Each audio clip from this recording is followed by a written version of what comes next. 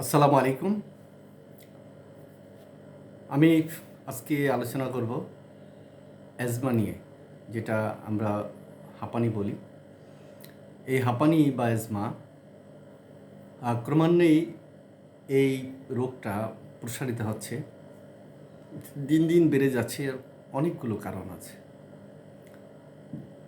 এই অনেকগুলো কারণ আমাদের চিহ্নিত করে, যেমন ব্যক্তিগতভাবে আমাদের সাবধানতা হওয়া প্রয়োজন আছে, তেমনি রাষ্ট্রীয়ভাবেও রাষ্ট্রের যে সমস্ত সংশ্লিষ্ট সংস্থা আছে এবং ব্যক্তিবর্গ আছেন, চিকিৎসক আছেন, তাদেরও এই ব্যাপারে একটু চিন্তা করতে হবে এবং পরিকল্পনা করতে হবে যে এই অ্যাজমা রোগগুলো যে কারণে হয়, সেই কারণগুলো কিভাবে দূর করা যায়। যে আগে আমরা দেখেছি যে গ্রামে গঞ্জে সাধারণত এই হাঁপানি রোগীর সংখ্যাটা ছিল। এখন পর্যবেক্ষণে এবং বিভিন্ন তথ্যে উঠে আসছে যে গ্রাম থেকে এখন শহরাঞ্চলেই উদ্বেগজনকভাবে এই রোগটি বেড়ে যাচ্ছে এবং এর বেশিরভাগ ভুক্তভোগী হচ্ছে শিশুরা। যে দেশে 10 বছরের বেশি বয়সী প্রায় 32.5 লাখ শিশু এই হাঁপানিতে ভুগছে এবং এদের সিংহভাগই হচ্ছে শহরাঞ্চলে। এই যে শহরাঞ্চলে হচ্ছে, তার মূল কারণ হলো যে শহরের বায়ু দূষণ, তারপরে শহরে মানুষের জীবনযাত্রা মানে এবং খাদ্য, যে খাওয়া বা যে খাদ্য পরিকল্পনা, সেটাও একটি মানে কারণ। সেই সাথে সাথে শিশুদের মায়ের বুকের দুধ না খেয়ে যে বিকল্প দুধ খাওয়ানো হচ্ছে, সেই কারণেও এই হাঁপানির সংখ্যাটা শিশুদের মধ্যে, বাচ্চাদের মধ্যে বেড়ে যাচ্ছে। বায়ু দূষণ তো আমাদের শহরগুলোতে একটা মারাত্মক আকার ধারণ করছে। যেমন গাড়িগুলো চলছে, যানবাহন যে চলছে, সেই কালো ধোঁয়া ছাড়ছে, আনফিট গাড়ি চলছে, এগুলি নিয়ে অনেক কথা হয়েছে, এখনও হচ্ছে, হয়তো আগামীতে হবে, যতক্ষণ পর্যন্ত না এই সমাধান হয়। তো আমরা এই যে স্থূলতা একটি সমস্যা, সে স্থূলতা সমস্যার মূল কারণ হলো শহর অঞ্চলে আমরা সাধারণত একটু যে ফাস্টফুড জাতীয় খাদ্য আমরা ছেলে মেয়েদেরকে বেশি খাওয়াতে আগ্রহী হই, যে কত তাড়াতাড়ি মোটা তাজা হবে। কিন্তু মোটা তাজা হলে যে কত বড় সমস্যা হয়, তা পরবর্তী পর্যায়ে হয়তো তারা টের পায়। তারপরে শিশুদের মায়ের বুকের দুধ না খেয়ে দেখা যাচ্ছে যে বিকল্প দুধ খাওয়ানো হচ্ছে, কারণ অনেক মায়ের বুকের দুধ থাকে না। প্রসবের পরে দেখা যায় যে মায়ের বুক শুকিয়ে যায় কিংবা কম হয়, তখন বিকল্প হিসেবে দেয়। এখন এটা তো করার কিছু নেই, কিন্তু যাদের পর্যাপ্ত স্তনে দুধ আছে, তারাও অনেক সময় অবহেলা করে, অথবা নিজের মা তার শারীরিক সৌন্দর্য রক্ষা করার জন্য অনেক সময় দেখা যায় যে বুকের দুধ খাওয়াচ্ছে না, কিংবা চাকরি করছেন, তো সময় মতন বাচ্চাকে দুধ দিতে পারে না বুকের, সেক্ষেত্রেও বিকল্প ব্যবস্থা হয়তো করতে হচ্ছে। বিভিন্ন কারণই আছে। তবে যারা স্বেচ্ছায় এই কাজটি করেন, যে মা স্বেচ্ছায় এই কাজটি করেন, তো সেই কাজটি অবশ্যই কিন্তু সুন্দর নয়। যেমন পরিবারের জন্য সুন্দর নয়, জাতির জন্য সুন্দর নয়। কারণ একটি জাতিতে ক্রমান্বয়ে এই অ্যাজমা রোগীর সংখ্যা বেড়ে যাবে, এটা আমাদের কাম্য নয়। তো ঢাকা শহরে বেশি হওয়ার কারণটা, যে এই তিনটি কারণ খুব গুরুত্বপূর্ণ। একটা হলো বায়ু দূষণ, আর স্থূলতা, যেহেতু ফাস্টফুড জাতীয় খাদ্য বেশি খায় কিংবা বাইরের জিনিস বেশি খায়, আর শিশুদের বুকের দুধ না দিয়ে বিকল্প খাওয়ানো হচ্ছে। তো এই প্রবণতাটা আমাদের খুবই খারাপ দিকে নিয়ে যাচ্ছে। এখন এই অ্যাজমা নিয়ন্ত্রণের জন্য আমাদের এখানে চিকিৎসা ব্যবস্থা আছে।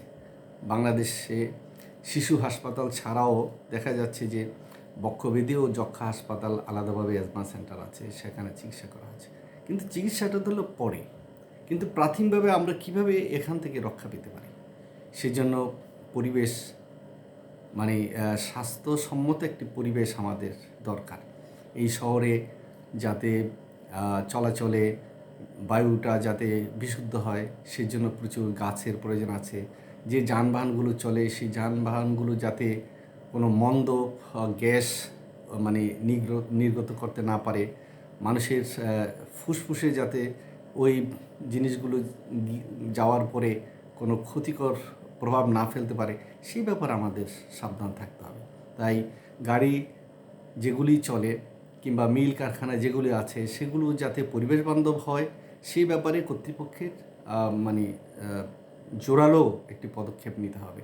এবং এক্ষেত্রে আইন আছে, কিন্তু আইনের প্রয়োগও সঠিক মতো করতে হবে। এবং যারা এই আইনটি প্রয়োগ করবেন তাদেরকে অবশ্যই মানে জনবান্ধব এবং দেশপ্রেমিক হতে হবে। কারণ এই কাজগুলো আমাদের কর্তৃপক্ষই করবেন, এরা মানুষ, এরা এদেশেরই সন্তান। তাই যাতে বায়ু দূষণ না হতে পারে এবং বায়ু দূষণের যে কারণগুলো আছে সেই কারণগুলোকে চিহ্নিত করে তা বন্ধ করা খুব জরুরিভাবে প্রয়োজন হয়ে পড়েছে। সেই সাথে সাথে আমাদের প্রতি মহল্লায় একটি মাঠ থাকা দরকার, সেখানে একটি বাগানের মতো থাকা দরকার, সেখানে পুকুর থাকা দরকার। তারপর আমাদের যে শহরের ভিতরে যে সমস্ত খাল ছিল কিংবা বিল ছিল সেগুলো উদ্ধার করা, সেগুলিকে যেগুলো আছে এখনও সেগুলিকে সংরক্ষণ করা, পরিষ্কার পরিচ্ছন্ন রাখা। অর্থাৎ বাতাসটা যাতে আমাদের সতেজ থাকে, অক্সিজেন যাতে পর্যাপ্ত থাকে এবং ওই বায়ুতে যাতে ক্ষতিকর কোনো উপাদান না থাকে সেটা নিশ্চিত করাটাই হলো আমাদের এখন মূল দায়িত্ব। কারণ এই অ্যাজমা রোগী আমি খুব কাছ থেকে দেখেছি যে কত যে বেদনা, কত যে কষ্ট তারা করে। আমার এক প্রফেসর ছিলেন, তিনি একদিন দুঃখ করে আমাকে বললেন যে শোনো গাজ্জালি, আমি যখন সারা রাত এপাশ ওপাশ করি, পৃথিবী যখন ঘুমিয়ে থাকে, মানুষজন যখন ঘুমিয়ে থাকে, আমি এক রাত জাগা পাখির মতন জেগে থাকি। কী যে কষ্ট, কী যে বেদনা, তা তোমাকে আমি বোঝাতে পারবো না। আর আমাদের গ্রামের একজন ছেলে আছে যে পরবর্তী পর্যায়ে একটা হাই স্কুলে মাস্টারি করত এবং সে রিটায়ার্ড করেছে। সে একদিন ঢাকাতে আমার রুমে এসেছিল রাত্রে, তখন প্রায় 3টার দিকে। হঠাৎ করে দেখিতে ঘুঁ ঘুঁ ঘুঁ আওয়াজ হচ্ছে। তাই আমি বললাম কী হয়েছে কী হয়েছে, তো হলো আমাকে একটু বাইরে নিয়ে যান। তখন রাস্তায় বের হলাম, রাস্তায় প্রচুর বাতাস ছিল। তখন সে হাঁ করে বাতাস নেওয়ার চেষ্টা করতেছে। তারপরে তার একটা স্প্রে ছিল, ঘন ঘনভাবে স্প্রেটা জিহ্বার নিচে দিচ্ছে, এই অবস্থা। তখন আমি তাকে বললাম যে আপনার কেমন লাগে? তখন বলল যে আমার কেমন লাগে আপনাকে তো সে বোঝানো যাবে না, তো একটা উদাহরণ দিই। যেমন মনে করেন আপনাকে আমি মানে পানির নিচে আটকে রাখলাম, আপনার পা ধরে রাখলাম, আপনাকে উপরে উঠতে দিলাম না। এই যে উপরে উঠতে দিলাম না, আপনার দমটা যতক্ষণ আছে ততক্ষণ হয়তো আপনি ভালো আছেন, কিন্তু দমটা যখন শেষ হয়ে গেলো আপনি পানির উপরে উঠতে চেষ্টা করছেন, বাঁচতে চেষ্টা করছেন, তখন আমি পা ধরে টান দিয়ে রাখছি, তখন আপনার কেমন লাগবে? ঠিক মামা আমার এরকম কষ্ট হচ্ছে।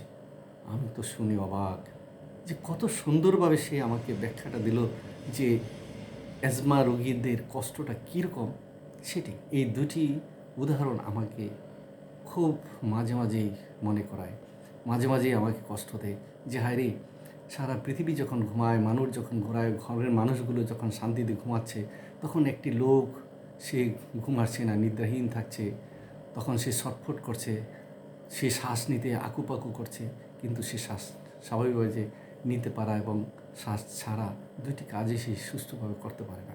এর চেয়ে বেদনা আর কিছু নেই।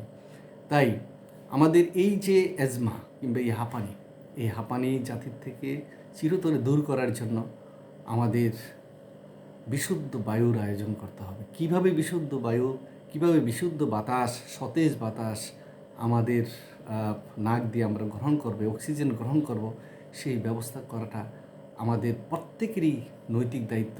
রাষ্ট্র তো অবশ্যই কাজ করবে, রাষ্ট্রের যে সমস্ত প্রতিষ্ঠান আছে তারাও যাতে আন্তরিকতার সাথে কাজ করে। কারণ যে ওই বেদনায় আক্রান্ত, তাকে ছাড়া ওই বেদনার যে পরিমাপটা করা আমাদের সুস্থ মানুষের পক্ষে সম্ভব না। যার শ্বাস প্রশ্বাসে কষ্ট হয় তার ব্যথাটা সেই কেবল বুঝে। আর অক্সিজেন তো এত অ্যাভেলেবল না। হাসপাতালে যাওয়ার পরে তাকে অক্সিজেন দেওয়া হবে, সেখানে হয়তো সে একটু শান্তিতে নিদ্রা যাবে, কিন্তু সেটা তো ব্যয়বহুল। এই ব্যয়বহুল কাজটি কজন করতে পারে? কিংবা সবসময় একটা স্প্রে রাখতে হবে, স্প্রেতেই বা স্বাভাবিক জীবনযাপন কতক্ষণ চলে? তাই আমরা যারাই যেভাবেই আছি না কেন, এই অ্যাজমা এবং হাঁপানি থেকে রক্ষা করার জন্য আমাদের সর্বাত্মক চেষ্টা চালাতে হবে। আমরা যে যেখানেই থাকি না কেন, পরিবেশ যাতে নষ্ট না হয়। যারা যানবাহনের মালিক, যারা মিল কারখানার মালিক, তাদেরও দায়িত্ব আছে যে তাদের ব্যবহৃত ওই সমস্ত মিল কারখানা কিংবা ওই সমস্ত যানবাহন যাতে মন্দ বায়ু ত্যাগ করতে না পারে, খারাপ কিছু ত্যাগ করতে না পারে, বাতাসকে যাতে অক্সিজেন যুক্ত করতে পারে, সেই রকমভাবেই তাদের চিন্তাভাবনা করা উচিত।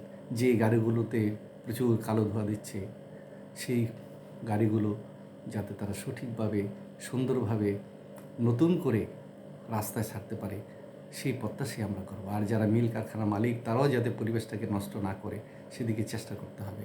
আর আমাদের যারা কর্মকর্তা আছেন, অফিস আদালত আছেন, তারাও কিভাবে এই পরিবেশকে সুন্দর করা যায় আন্তরিকভাবে কাজ করবেন, এই প্রত্যাশাই রইল। আল্লাহ হাফেজ।